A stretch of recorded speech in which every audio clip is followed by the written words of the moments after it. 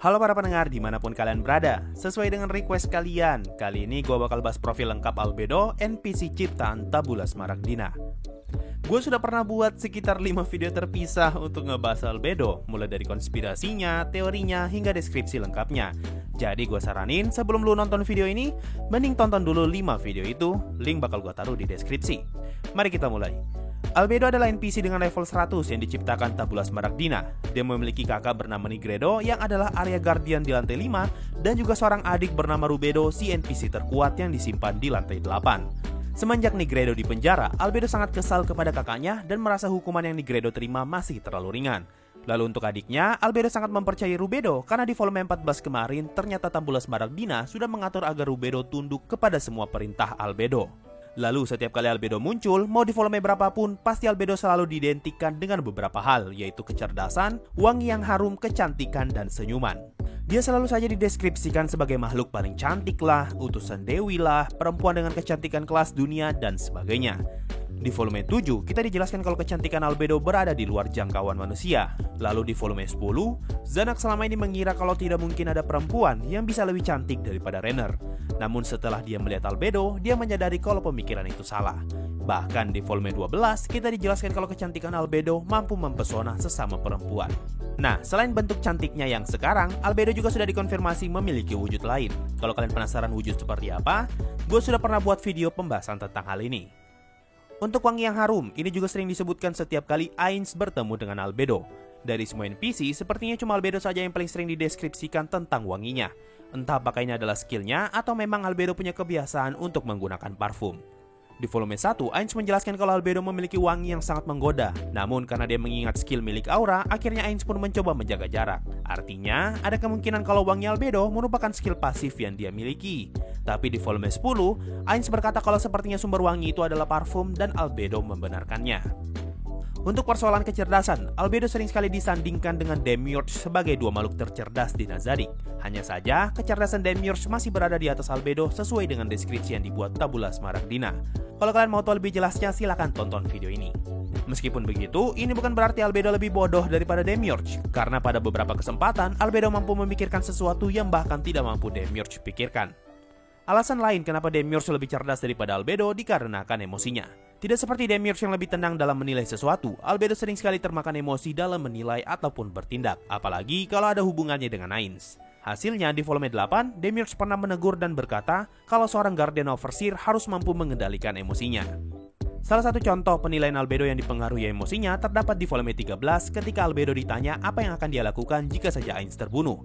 Dan Albedo menjawab kalau dia akan langsung mencari dan menyiksa orang itu, lalu kemudian menghidupkan Ainz. Dari sini sangat terlihat perbedaan antara Demiurge dan Albedo. Albedo menjawab dengan dipengaruhi emosi, sedangkan Demiurge tetap tenang dan berkata kalau dia akan segera mencari tahu sekuat apakah orang itu, lalu kemudian mengatur strategi untuk membunuh orang tersebut. Sekarang kalian pasti kepikiran apa yang menyebabkan Albedo sering terpengaruhi emosinya. Gua rasa ini karena rasnya sebagai sukubus.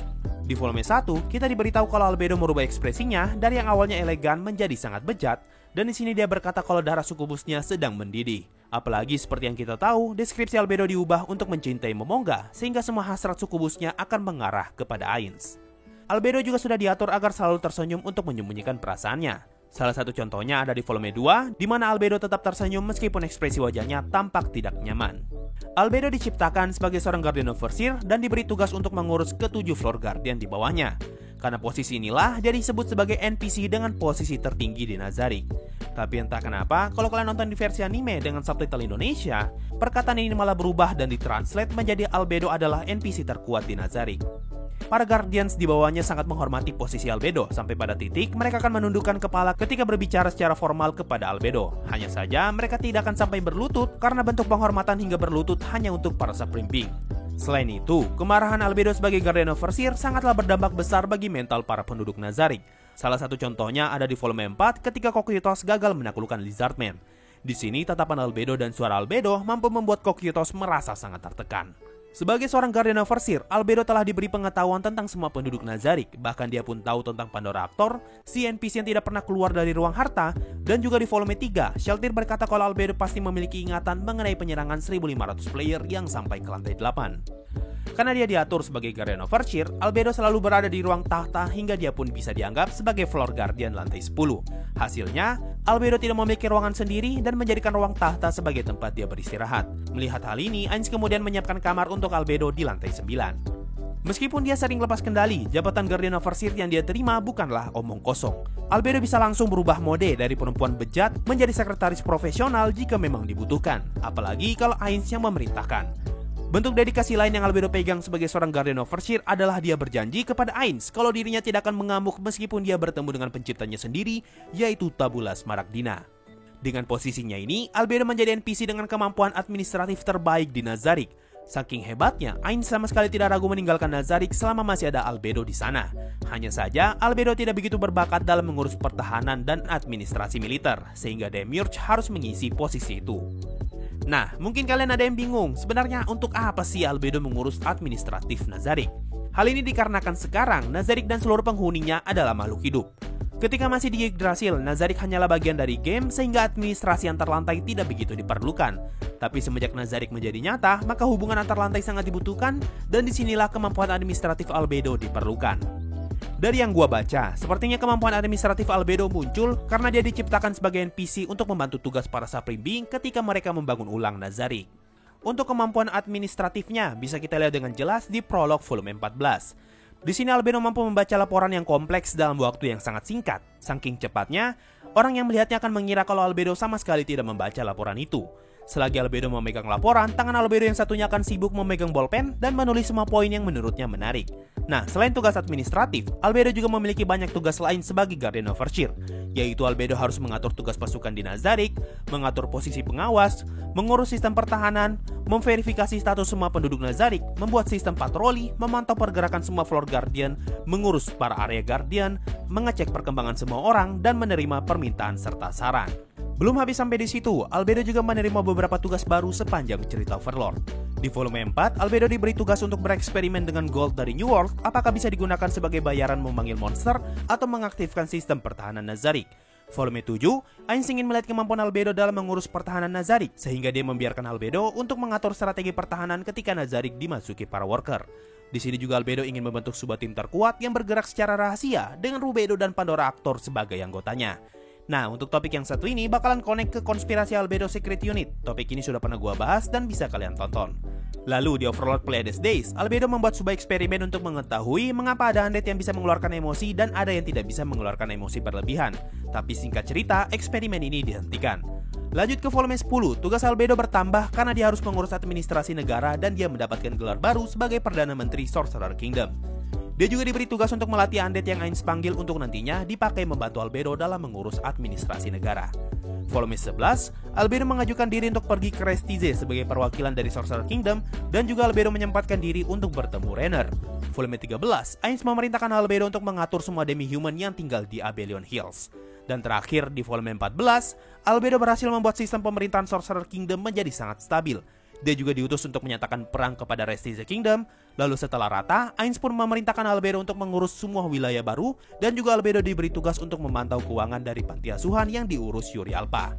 Cuma di balik semua kehebatan itu, Albedo menyimpan sebuah konspirasi di baliknya. Hal ini memang tertulis di dalam deskripsi Albedo kalau dia adalah tipe orang yang suka membuat skema di balik sesuatu. Informasi ini sudah muncul berkali-kali dan salah satunya sempat muncul di season 2 ketika Albedo berkata, Ainz all gone kudaranai. Nah, kalau kalian masih bingung kenapa Albedo berkata seperti itu, gue sudah pernah buat pembahasan yang terpisah. Sekarang mari kita bahas sifatnya. Dia memiliki sifat yang sangat keras dan sama sekali tidak ragu untuk menegur floor guardian yang menurutnya telah berbuat tidak sopan. Namun hal ini terkadang membuat dia ditegur karena sering memotong pembicaraan. Meskipun dia adalah NPC dengan posisi tertinggi, Albedo sama sekali tidak ragu untuk menerima opini dari NPC lain jika itu untuk mendekatkan dirinya kepada Ainz. Dia pun sangat percaya diri dan merasa mampu bisa membaca hatinya Ainz. Dia hanya ingin menunjukkan sisi terbaiknya sebagai wanita di hadapan Ainz, dan Albedo sangat tidak tega jika melihat orang yang dia cintai merasa kesulitan. Albedo juga bisa panik jika dia takut perbuatannya dapat merusak rencana yang Ainz buat. Contohnya ketika Hekeran berkata bahwa ada momon yang menunggu dan Albedo bingung harus merespon seperti apa. Albedo juga sangat cemburuan jika ada orang yang dekat dengan Ainz, mau itu perempuan atau bahkan laki-laki. Dia memiliki hobi menjahit dan sudah pernah membuat boneka Ainz, membuat bantal guling Ainz, menjahit kembali bendera Momonga, dan membuat baju untuk anaknya nanti. Albedo pun adalah salah satu dari sekian banyak NPC yang sangat membenci manusia dan menganggap manusia tidak lebih dari sekedar serangga. Meskipun begitu, semenjak menjadi Perdana Menteri, Albedo mulai memperhitungkan kondisi manusia dalam membuat aturan di Sorcerer Kingdom. Tapi tetap saja, dia akan sangat jijik jika manusia menyentuh dirinya. Contohnya ketika Philip menyentuhnya dan dia langsung membersihkan pundaknya dengan sapu tangan. Philip pun beberapa kali mencoba menggoda Albedo dan secara tidak langsung seperti menghina Ainz. Oleh karena itu, di volume 14 kemarin ketika Albedo menangkap Philip, dia tidak langsung membunuh Philip dan ingin menjadikan Philip sebagai bahan eksperimen sekalian pelampiasan amarah. Sekarang kita bahas kekuatan Albedo. Albedo adalah warrior level 100 yang berfokus pada pertahanan dan mengambil Dark Knight class. Di Blu-ray Special 1, kita diberitahu kalau Albedo adalah salah satu dari 3 warrior terkuat di Nazarick, dan inilah yang disebut batu gunting kertas. Cocytus lebih diuntungkan jika bertarung melawan Albedo, Sebas kuat melawan Cocytus, dan Albedo bisa menang melawan Sebas. Di volume 1 juga dijelaskan kalau Albedo adalah salah satu dari 4 NPC dengan kemampuan bertarung jarak dekat terbaik, dengan pertahanan tak tertembusnya sambil menggunakan armor kelas berat. Kalau kita mengacu ke list floor guardian terkuat, Albedo berada di peringkat ketiga tepat di bawah Mare. Tapi di Blu-ray Special 1, kita diberitahu kalau Albedo masih bisa menang jika bertarung melawan Mare. Nah, seperti yang saya bilang tadi, Albedo selalu dan berkali-kali disebut sebagai NPC dengan pertahanan terkuat. Bahkan di volume 1, kita ditegaskan kalau Albedo adalah tameng terkuat Nazarick. Dengan kemampuan ini, Albedo sangat percaya diri dan berkata kalau tidak ada yang bisa melindungi Ainz lebih baik daripada dirinya. Albedo juga dikatakan mampu menahan super tier magic tanpa terkena damage sama sekali. Tapi kalau kalian sadar, bagaimana caranya Albedo bisa menjadi tameng jika Albedo selalu berada di samping Ainz? Nah, pertanyaan ini terjawab di volume 1. Ketika Ainz bertarung melawan Sunlight Scripture, kita melihat scene di mana Albedo tiba-tiba berada di depan Ainz dan memantulkan salah satu serangan dari anggota Sunlight Scripture.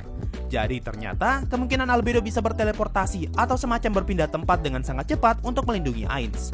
Hal ini tertulis dengan jelas di novel, di mana Albedo secara misterius bisa berpindah ke depan Ainz padahal sebelumnya dia berada di belakang.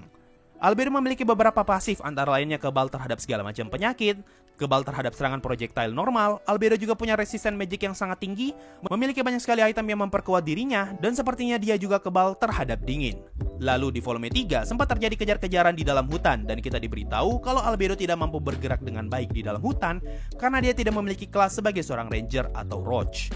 Kita pindah ke volume 8. Di sini kita diberitahu kalau Albedo memiliki skill untuk memanggil tunggangan dan makhluk yang dia panggil adalah monster semacam kuda yang disebut Bicorn.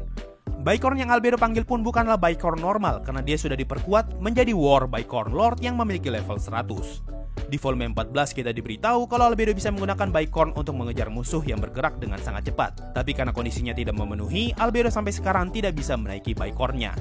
Oh ya, buat yang bilang kalau Albedo sudah bisa naik Bicorn di volume 14, gua nggak tahu lu baca di mana. Tapi itu cuma sekedar monolog di mana Albedo berkata, andaikan aku bisa naik Bicorn, maka mengejar Azut adalah hal yang mudah karena Albedo tidak punya skill yang bisa mempercepat kecepatan terbangnya.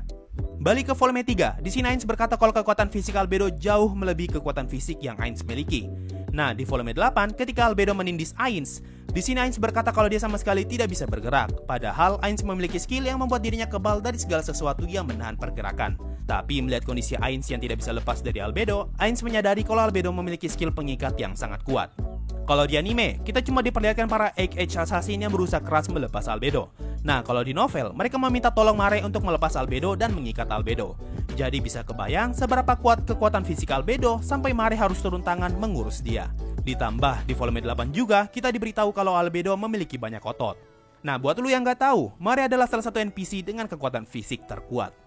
Di volume 14 kita bisa melihat seberapa jauh perbedaan kekuatan manusia New World dengan pertahanan Albedo. Azut yang adalah seorang petualang Adamantite sama sekali tidak mampu untuk melukai Albedo. Mau ditembak atau diserang dengan sihir, semua itu tidak ada yang mempan. Malahan sebaliknya, Albedo hanya memukul Azut dengan tangan kosong, tapi Azut malah menerima damage yang sangat besar. Lalu ketika Pandora melawan Riku, dia menjelaskan kalau saja Albedo yang bertarung melawan dirinya, maka Albedo akan langsung maju ke arah Magicaster tanpa memperdulikan monster yang dipanggil. Lalu Albedo akan memaksa targetnya untuk langsung bertarung sampai mati. Dengan kata lain, Albedo sangat percaya diri dengan pertahanannya yang tinggi sehingga dia tidak peduli jika dirinya menerima damage dari makhluk yang bukan targetnya. Albedo memiliki world class item bernama Ginun Gagap. Item ini dia dapatkan dari Tabula Smaragdina ketika penutupan server terjadi.